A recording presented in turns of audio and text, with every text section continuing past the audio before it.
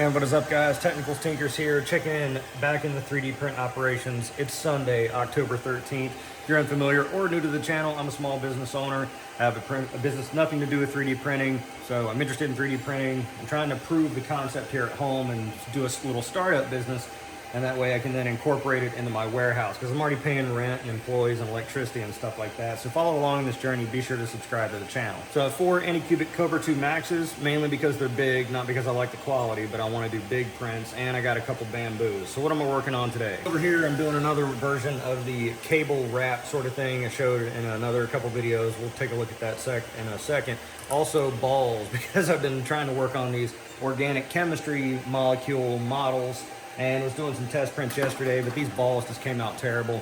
Not a lot of wall loops, and as you can see here on the top, just kind of went into nothing. And it's like a little bird egg that just, you know, cracks into nothing. I'm not that strong. Anyway, the rest of the printers are quiet, but I've been pulling stuff out because someone suggested in the comments that maybe I need to look into drying solutions, and I know that's something that you should be doing. And I have that Congrow dryer down here for my pet G, but I need to take it up a notch. Mainly to do because of my art prints, because you can see there's obviously a ton of supports on there. And I was kind of lamenting yesterday about when I was removing a lot of these supports, that it wasn't breaking away cleanly, it wasn't snappy, and someone said, yeah, it sounds like you got wet filament. And that would certainly make sense. Mainly because in this startup scrappy phase, I am ripping through filament. I don't know how much, let me know in the comments below, how much filament do you guys use on a daily, weekly, monthly basis? Because me, it's like once like maybe 10 kilos a week at this point, just because I'm constantly prototyping, constantly printing concepts and things like that. Things don't work out, and then I toss it. And another thing too is because I do a lot of big prints. You have big prints that fail. That's a lot of filament. That's it. This is at least half a spool of filament right here alone. And so I'm really ripping through filament a lot. And a lot of people, I think, when they go to dry their filament, they get in one roll, dry it out for 8 hours, and then print something. And, you know, they just keep using a little bit off that spool, printing small things. Me, I'm not on an industrial scale here, but I'm using it a lot. And so I'm buying a lot of filament. It doesn't really make sense for me to sit here and go through and dry all these and then print. That would slow me way down, and I go fast. I can't stand going slow. So what I did was I picked up a couple of these reusable dehues. You plug them in, it dries out the little silica beads. You put them in your box and it dries things out. But that doesn't really work fast enough for my purposes, because I'm not leaving these in a box for, you know, a couple of days before I even use the filament. And I know over time, you know, I'll have a stock to pull from. But this, you know, even 2 of these, because I got them in a 2-pack, link in the description below. If you buy it on Amazon, I get a commission. That's not going to pull the moisture out fast enough for me to get started with this. So what I aim to do is put these in some of my longer term storage, filament storage boxes for like some oddball colors and things like that. I don't really use too many of, but for the bulk of the filament, I went ahead and bought one of these on Amazon, and that arrived today. I'm going to try that out. Put it in a tote, and then just hopefully with that advanced level of dehumidification, if I put a whole bunch of rolls in there and I have an active dehue going on, it'll pull it all out, and that way I can just pull from it and then maybe get another tote started and have like multiple totes of stock of filament that I can pull from, which of course translates into having more money tied up in inventory, I guess you could say. But, you know, some people saying like, don't leave your filament in the bags, you know, because it's not guaranteed that it's dry. But when I look at other 3D print farms, you know, like Danson 3D prints, or some of these other ones that seem active, because like if you look at 3D Print Farm Academy or whatever, that guy that sells the adapters for the chop saws, I have suspicions about that guy. I think maybe he's really running a YouTube business channel and not a 3D printing business, and just doing a YouTube channel for it. Because that warehouse seems always a little too neat, too tidy. I've been in plenty of manufacturing environments, and I've never seen one that's well stocked, quiet, clean. Never seems like there's anything going on there.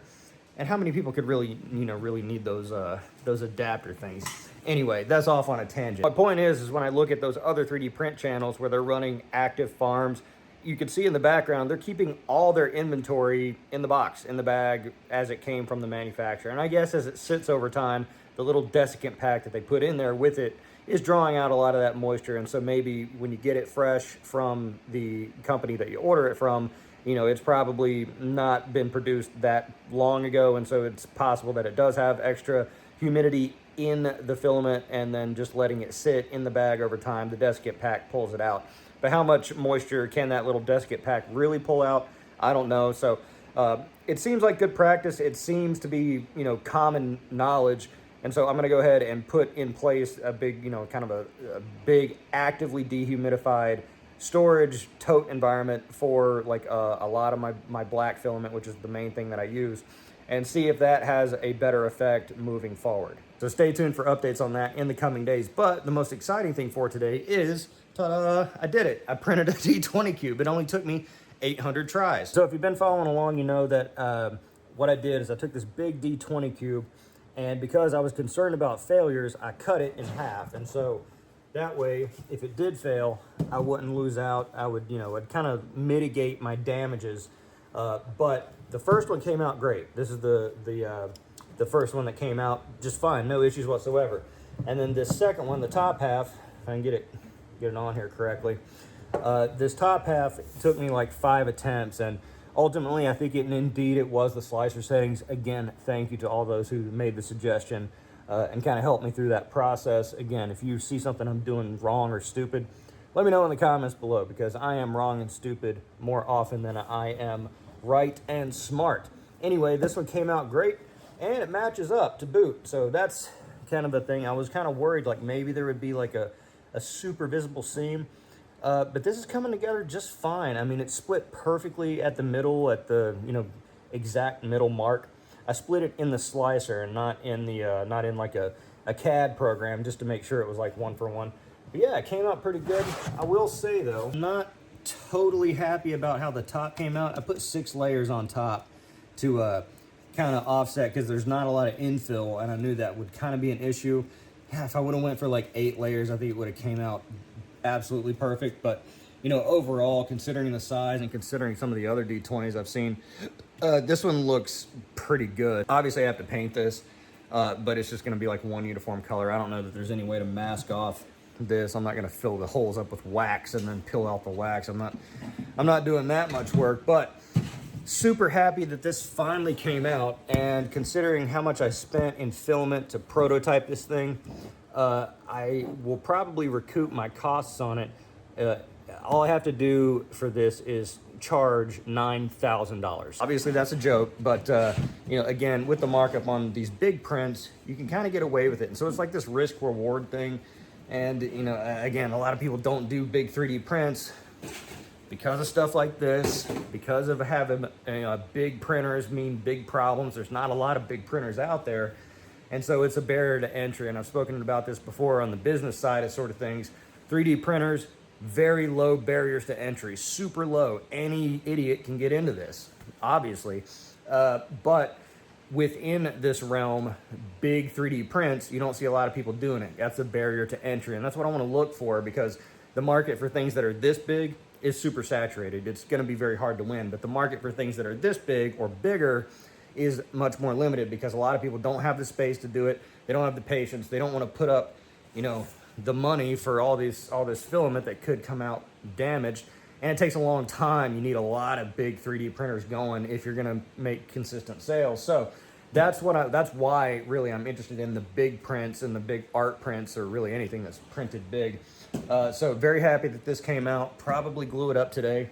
I'll probably end up gluing it and then bumping it and not realizing it, and it'll be off this much, and it'll completely ruin it, and I'll have to do it all over again. For the final update, did a devil girl head. You know, these art prints, I feel like it's 1 step forward, 2 steps back with a lot of these, because like this, I was really trying to fine tune in and get my support settings correct, and you know, like finer layer height, stuff that I could just, you know, like I'd have all the settings dialed in, save the project, and that way in the future I could just stamp these out if I get an order for it.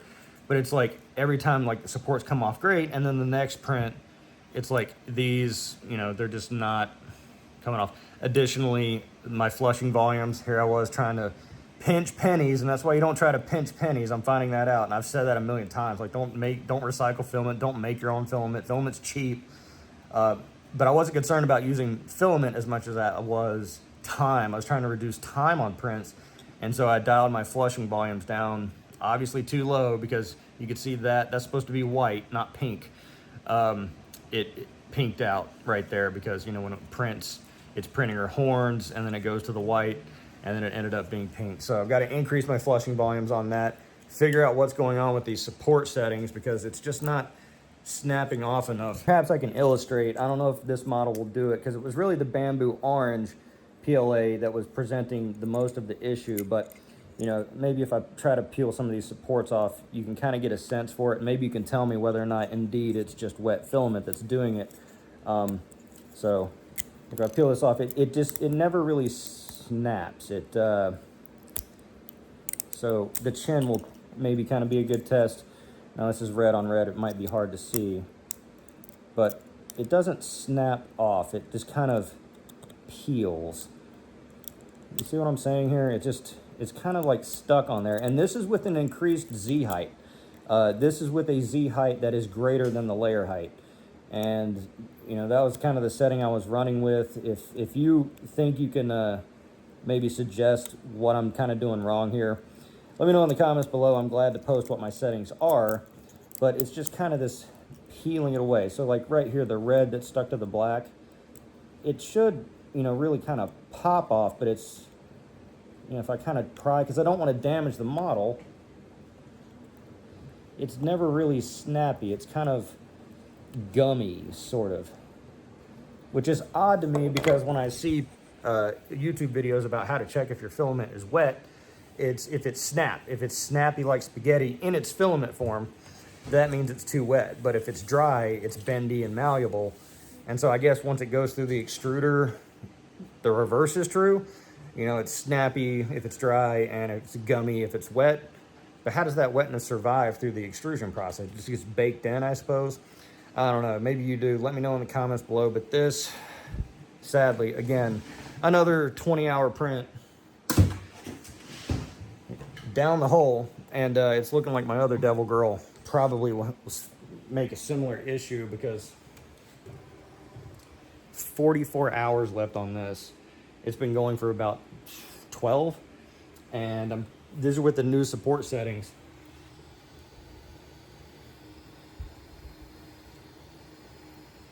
Yeah, it just doesn't look right to me.